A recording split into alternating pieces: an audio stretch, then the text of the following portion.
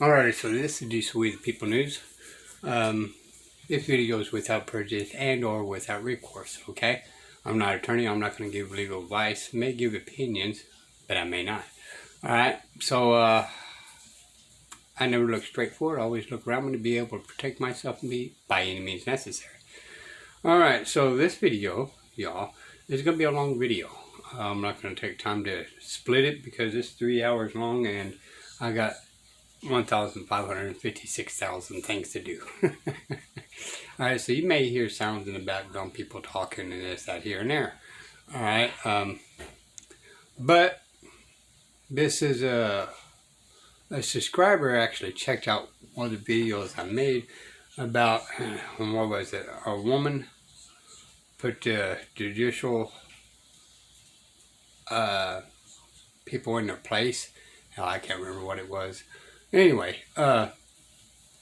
he was trying to look for this, and when I looked for it to give it to him, it's no longer there. So therefore, I went to my lobby and I tracked it back down, and I think we all should know about this, people. So therefore, it's a benefit for me, to you, and to him, since he was going to put the time and effort into trying to look it up and hear the whole thing. Since it's not there, I'm going to help him out, okay? So, there we go. Alrighty, and hopefully everything goes good. Alright, let's proceed forward. I may or may not pause it sometime through here and do something else, and then make a part 2, but as it stands right now, it's just going to be the one complete 3-hour video, okay? Alright. Good afternoon. Oh, there we go. Come on, everyone. All right. This is the Complaint Review Committee of the Court Reporter Certification Advisory Board. This is a meeting of August 26, 2022. And I guess I will call the meeting to order. Can we do a roll call? Molly Fila. I'm here. Debbie Hammond. Here. Kim Tyndall. Here. Janice E. Meadows. Here. And staff present is Jeff Renard, Michelle Hendricks, Melinda Salcedo, Zena Mohan, myself, Thais, and Molly, you have a quorum. Wonderful. Thank you, Ms. Holcomb. The next one is some opening remarks. As I understand, Mr. Renard has some remarks for us. No, I just like to say thank you all, of course, for your service and attending the Complaint Review Committee and being on the advisory board. We really appreciate it. It means a lot to OCA and JBCC, so thank you very much and welcome. Thank you. Excellent. Now, before we see anything else, it's going to be later in the video, but there's still going to be other processes. This is the one we're going to keep an eye on. Okay? Alrighty.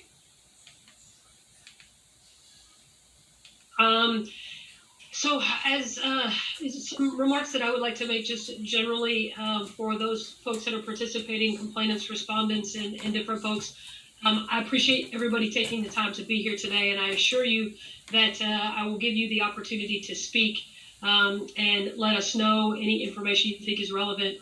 One of the things that I pride myself on, and I know that our other members do as well, is the information that is provided to us. We take the time, we review it, we read it, we digest it, and we come up with different questions and things that we have. So when I ask for any comments, I would like those comments to be limited to information that is not already in front of us or that is not available to us. Some of these are quite lengthy, 1,300 pages for some of them. I think the shortest one was maybe 200 or 185 pages, something along those lines. But I can assure you that was not submitted in vain and that we all take the time to do it. This is not a hearing. This is not this isn't the ultimate decision. Our plan is here is to come up with recommendations that will be made, and then the JBCC will then of course decide what the actions are that are to follow. There will be times where we will discuss amongst ourselves different things and things that go back and forth, and we are not inviting questions or interjections at that point. That is just the committee members discussing what we think and kind of how we're going to come to a decision that we need to. If we have specific questions for you, we certainly will ask you and direct them to you, but we would we would respect or ask you that you respect the process of us deliberating and kind of figuring those things out. Again, I assure you that taking the time to be here today, we will. I will afford you the opportunity to speak and to be heard, but that is not an endless invitation, as we are here with our time today, but we're cognizant of everybody. So I want to be clear about that, and I want to make sure that there's just kind of some parameters that we understand moving forward. Michelle, do you have any opening remarks? I mean, I appreciate I kind of took over there, but. Oh, that's fine, Molly. Just as you said, this is not a hearing, it's a review of the complaints before the committee. And our next commission meeting will be November 4th, 2022. Yes, ma'am. And I think everybody's familiar enough with Zoom now, but we would ask that if you're not talking, please mute, only because people come in your office, dogs bark, et cetera, et cetera. But anyway, is there any other additional remarks or anything else? I too would like to share in Jeff's comments and thank Melinda and Vina and the staff for putting together all of this, compiling this information. I know it was quite a bit of work and whatnot, and I appreciate the efforts to consolidate that and to make our jobs a little bit easier and present it in a very concise manner. The particular complaints that we're going to hear today are pretty robust, and there was a lot involved in that, so I appreciate all of the work that you guys did for us, and I will say it again at the end of the meeting, but I'm going to start off with it as well. Okay, our next agenda item are the complaints. I am allowed to take these out of order, and I am going to take these out of order momentarily, and so the first complaint that I'm going to call is, and there are two of them, it's in the matter of Norma Rico, cause number 0420 and cause number 0425, and those are agenda items 3, C, and D. Is there any reason that we can't consider these together? As I understand it, the complaints are largely the same, or the same allegations, just different counties. So is there any reason that we can't take these together? No, you can. Okay, all right. Then if we can start with 420 and 425. The complainants allege the respondent acted as a court reporter during a period that her certification was expired. The respondent admitted she did report on multiple occasions in various counties while her certification remained expired. She explained that the expiration was an oversight on her part and has done what she could to rectify the situation. She notified attorneys and the courts of her certification status and offered to provide reporters her audio and notes to transcribe records. Additionally, the respondent offered to transcribe records for free. She fully took responsibility for the mistake and said that it was not intentional on her part. And Melinda, that was 420, correct? We were doing them together. It would be the same, it would be the same summary, for both. Okay. 24, 25. Sorry about that. Okay. So staff did find violations in this case due to Rule 6.2A2, which states that a person may not assume or use a title or designation court reporter, or shorthand reporter on any abbreviation, title, designation, words, letters, sign, card, or devices tending to indicate that the person is a court reporter or shorthand reporter, unless a person is certified as a shorthand reporter or provisional court reporter. The respondent violated this provision when she provided court reporting services in Tarrant County, Texas, with an expired court reporter certification of May 31st, 2021. And on the dates, there are several dates that were indicated on the investigation report. She also violated Rule 6.6, renewal of certification or registration, subsection B3, based on the same facts. She violated Code of Ethics 2, license and registration, also based on the same facts. She violated Code of Ethics 2, B, again, based on the same facts. she violated Code of Ethics 4, again, based on the same facts. She violated Code of Ethics 10, based on the same facts. She violated Code of Ethics 10C. I'm sorry, the first one was 10A. She also violated 10C, also based on the same facts. She violated 10D, based on the same facts, and based on the same facts. She violated Code of Ethics 10G1, which states that with regard to a complaint or disciplinary proceeding, a certified shorthand reporter must furnish to the commission a response or other information within the time frame requested. The respondent violated this provision when she failed to submit an answer to the complaint, despite requests to do so on May 5th, 2022, May 9th, 2022, May 10th, May 26th, and June 9th, all of 2022. Based on these violations and cause numbers 420 and 425, certification is revoked for a period of 5 years after the date of the final order.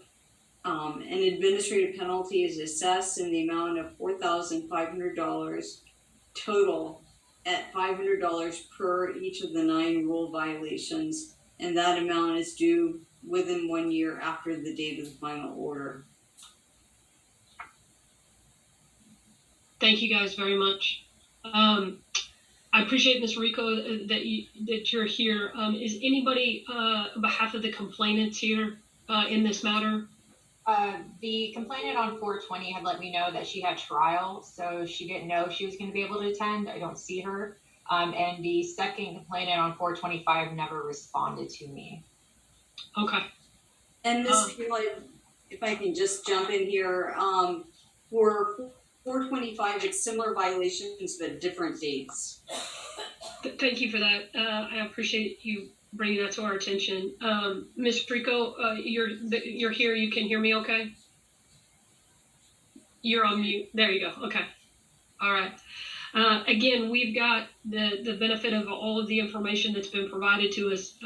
Is there any information that is not in front of us that you think is helpful or relevant to us before we start discussing this matter?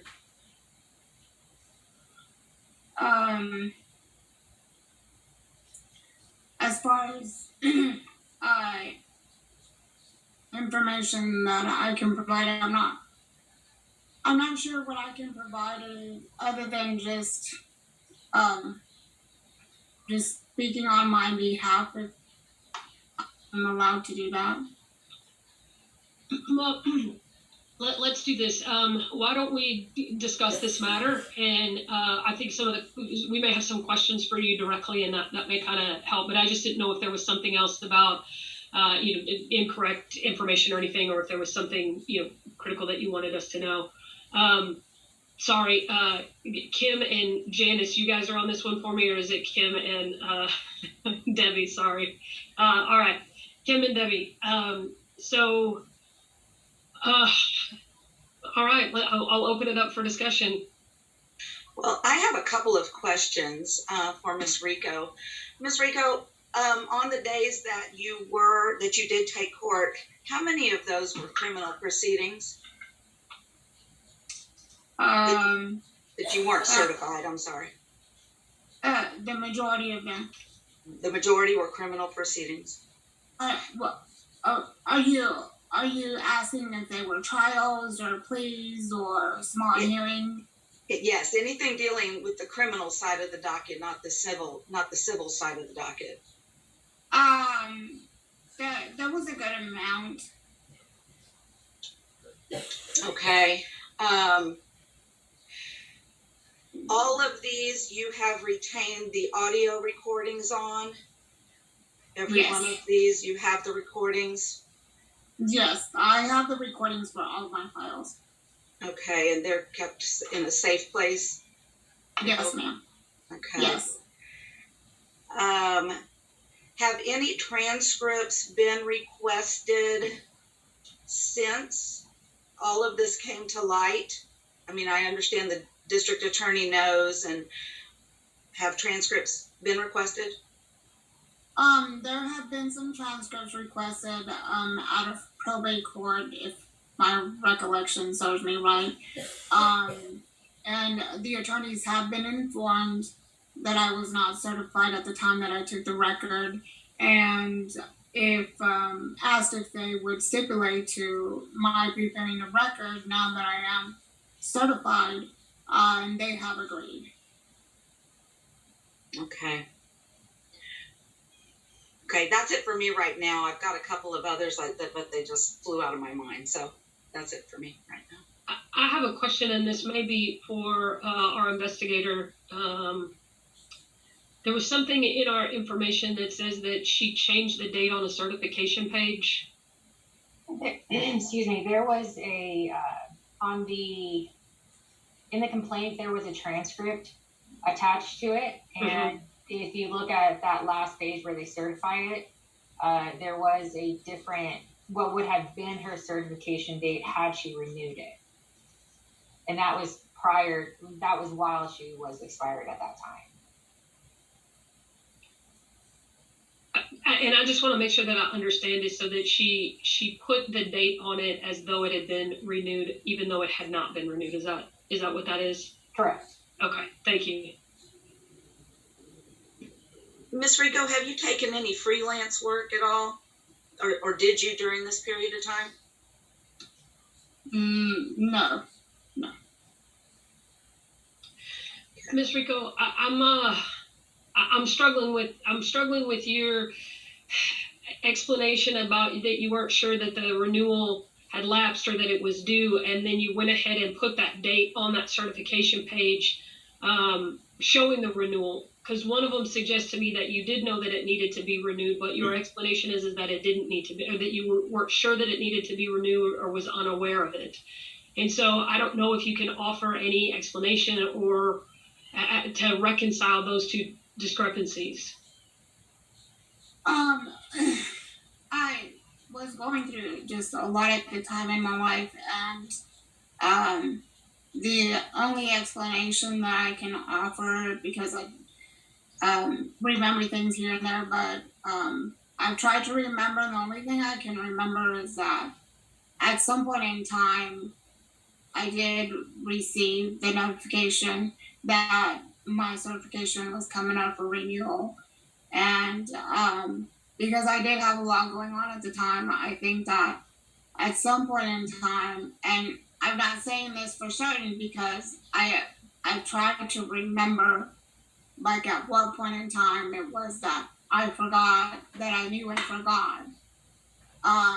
But the only thing I can think of is that I was just confident that I was going to renew and I'd be renewed, and I changed the certification information on my already my pre-made certification page, and I just didn't pay attention to it. So when the email came through, I knew I needed to renew. I didn't do it right away. Then obviously I changed the renewal date on it before I even did the renewal, and then I forgot. But being that it was already pre-made and I just saw up my certification page, I never actually did, pay attention to that part of it. And it just escaped me. Kim, Debbie, what is it? Remind me what it takes exactly to renew. Like, is there money involved? I know you've got to do your continuing education hours and all that kind of stuff, but I mean, as far as the actual process, what does that involve? Well, you have to have your continuing education, 10 hours included in that, 2.5 in ethics and rules. And you have to go online and upload your supporting documents so that JBCC has evidence of what you've actually taken, and fill out the application and send in your money.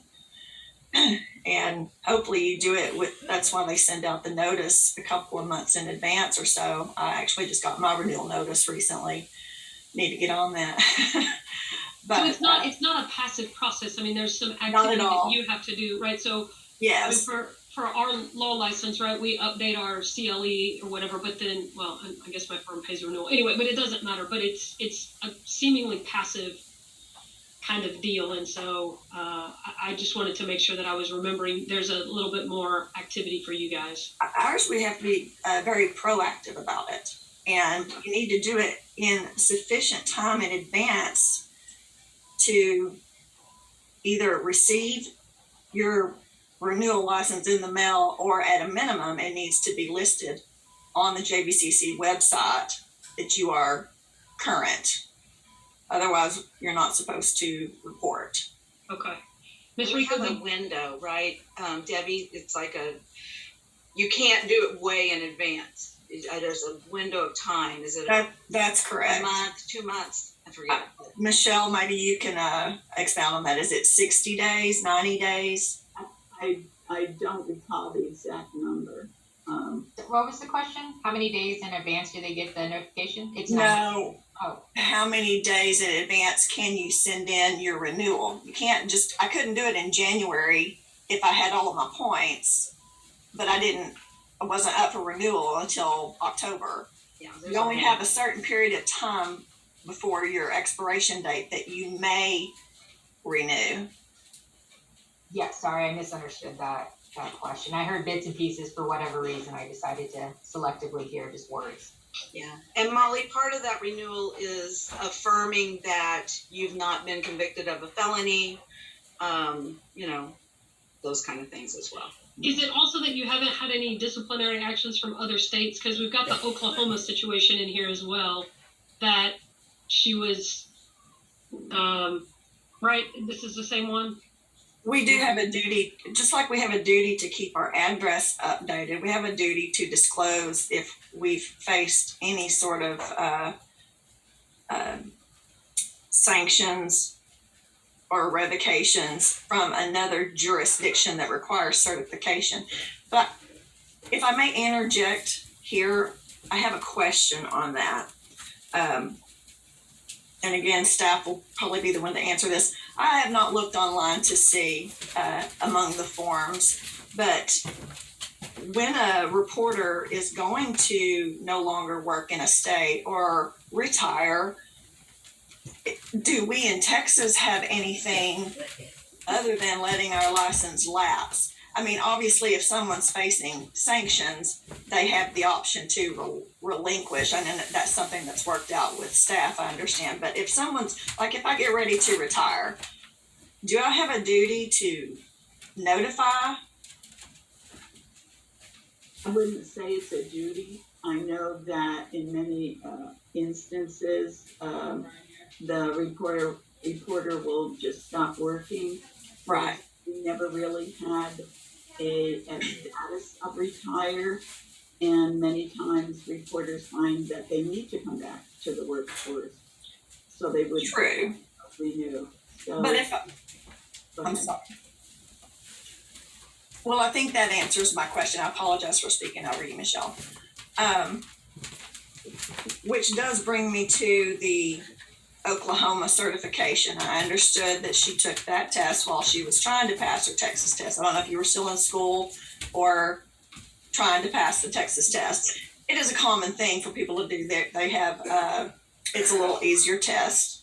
A lot of people, it's a boost of confidence. They could work in Oklahoma if they wanted to. But I understood from the everything that we were provided that Ms. Rico, correct me if I'm wrong, you never did work in Oklahoma. You just went and got the license. Is that correct?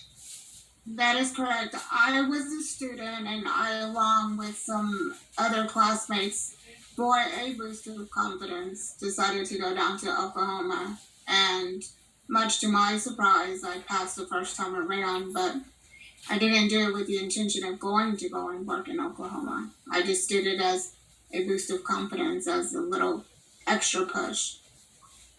I know that that's been a common thing for years, much like people trying to get nationals RPR, even though you have to have a Texas license to work in Texas. It is it helps boost your confidence to get out of school. So the only thing that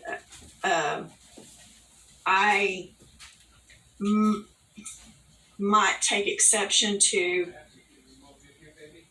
I think it would have been better had Miss Rico said, hey, I have this license and I let it lapse. I don't know if you kept your contact information current with them or not.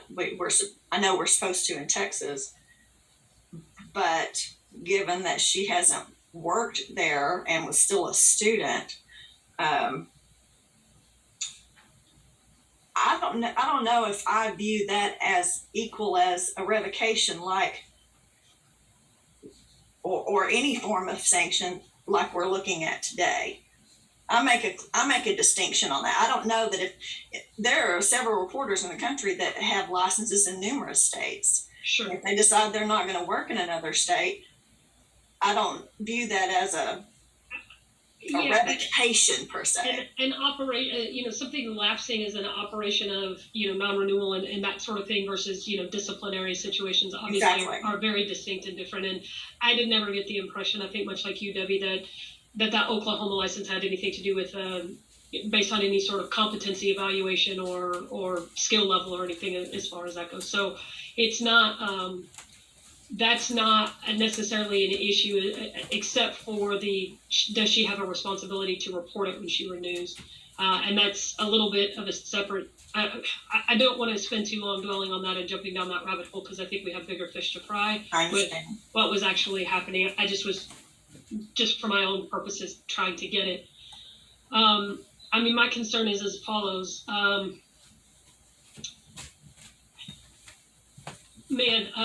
don't, it's hard for me to think about from the lawyer side of it, what the potential complications are of having records that are not properly certified, particularly in a criminal venue, particularly with, is it better that there may be plea agreements? Sure, as opposed to trials, but it's not good. And it's really difficult. And I appreciate life happens and I appreciate things get in the way and that mistakes can be made. It was a long time and it was a lot of money that was paid to Miss Rico by these counties. It was a lot of causes that she took. It's a lot. And, I know that the recommendation is revocation for 5 years. Well, I guess let me start here. Between Kim and Debbie, is there anybody or do either of you think that revocation, not necessarily for 5 years, but that revocation, at least for some period, is too harsh and that we need to be considering kind of lesser alternative proposals or recommendations? I do not. In fact, I think 5 years is too short. The legal system, she put the entire legal system in jeopardy for 7 months, 6-7 months. If all of this had been on the civil side of the courts, it would be a little bit more palatable to me because I think that the attorneys could agree to things, but we possibly have inmates, we possibly have, the ramifications of this may go on for quite some time. So that's Debbie, do you think that, again, are you on the side of revocation or are you considering something less in your mind? The only thing less in my mind that I was considering was the finding on the Oklahoma revocation and the money sanction for that. I would say I would not want to sanction on that, but I completely agree. I have made no bones my entire time on this board that I don't think anyone who is not a licensed Texas CSR should be doing any legal proceedings of any kind, and that this board not only should, but has standing to put a stop to it. I know that's kind of a discussion for another day to expound on other things, but as far as today, I read Kristen Cope's beginning, it was with regret that she did it. Apparently, Miss Rico, clearly people like her, use her. I know when I've cast a net trying to find a sub for court, I've reached out to her. She's never been my sub, but when I was trying to find someone, I'm like, hey, I need some phone numbers. And, particularly to have good reporters who can and are willing to work in court, particularly criminal. It is very disheartening, and I hate to be in this position, but I'm inclined to agree with staff's recommendation other than the Oklahoma. Yeah. Yeah, I mean, it's not coming down to a competency issue as far as is she a good court reporter and some of the other things that we sometimes see. And it's not coming down to, it's not a personality contest by any stretch of the imagination. It's the fact that for 7 months, she was taking records and was not certified to do so. And there's a reason that this body exists. There's a reason that we have the renewal process. There's a reason that, all of these requirements exist, and that it's a message that needs to be, not a message, but there's just a slew of reasons as to why this exists. And I feel like we can't ignore it because she's a good reporter and because she may be a nice person. I don't know. Kim, I was going to say, I thought 5 years was maybe, I thought maybe it was a little on the high end. For all of these reasons, I don't want it to not be addressed as an issue, but I also don't want it to be, but to your point, it's, we don't know what the depth of this is just yet. Well, before we go on discussing length, I have another question. Oh, yes, by all means. For a reporter who's certified when they take a record, and then whether they retire, let their license go because they don't want to do all the continuing education, they're not going to report anymore. Our code of ethics requires we are still responsible for transcribing those. And the only distinction we would put is whatever our actual certification expiration date was. So if I retire today and I do a transcript next year, I'll still put today's date as the expiration date. So it would show that I was certified at the time that I reported it. So I can still certify transcripts that I've taken when I was certified. We have the issue of uncertified records because she wasn't certified at the time. She is right now, and I assume will be unless and until JBC